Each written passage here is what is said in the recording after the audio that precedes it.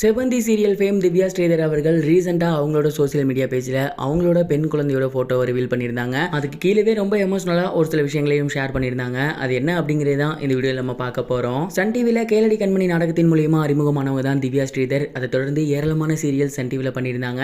And இப்போ கூட ரீசெண்டாக செவந்தி அப்படிங்கிற சீரியல் அவங்க கமிட் ஆகி பண்ணிக்கிட்டு இருக்காங்க. ரொம்பவே சூப்பராக போய்கிட்டு இருக்கு.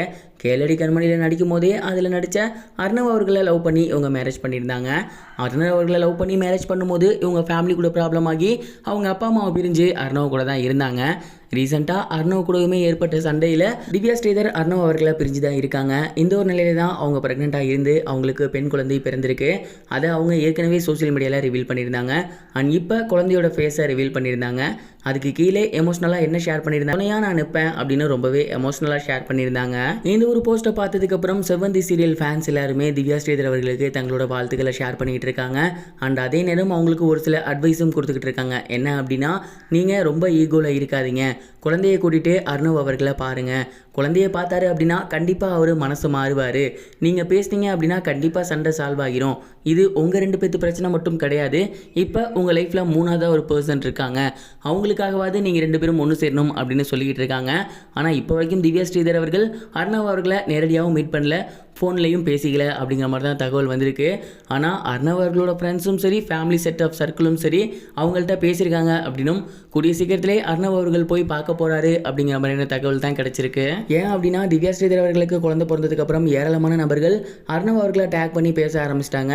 அவங்கள போய் பாருங்க அப்படின்னு திவ்யா ஸ்ரீதருக்கு என்ன சொன்னாங்களோ அதை அப்படியே அர்ணவ் அவர்கள்ட்டையும் சொல்லிக்கிட்டு இருக்காங்க. ஸோ கண்டிப்பாக அவர் மனசு இறங்குவார். இதெல்லாம் தாண்டி இன்னொரு முக்கியமான விஷயம் என்ன அப்படின்னா, இப்போ திவ்யா ஸ்ரீதர் அவர்கள் தனியாக தான் இருக்காங்க. சிங்கிள் மதராக தான் அந்த குழந்தையை பார்த்து வந்துகிட்டு இருக்காங்க. ஏன்னா அர்ணவ் அவர்களை லவ் பண்ணி மேரேஜ் பண்ணும்போதே திவ்யா ஸ்ரீதரோட ஃபேமிலி மெம்பர்ஸ் அவங்கள விட்டுட்டு போயிட்டாங்க. அண்ட் அப்போ அவங்க ரொம்பவே ஸ்ட்ரகிளில் இருந்தாங்க. மேலும் ப்ரெக்னெண்ட்டாக இருந்த டைமில் அவங்களுக்கு வளகாப்பையே செவந்தி டீம் தான் அவங்களுக்கு ரெடி பண்ணி கொடுத்துருந்தாங்க.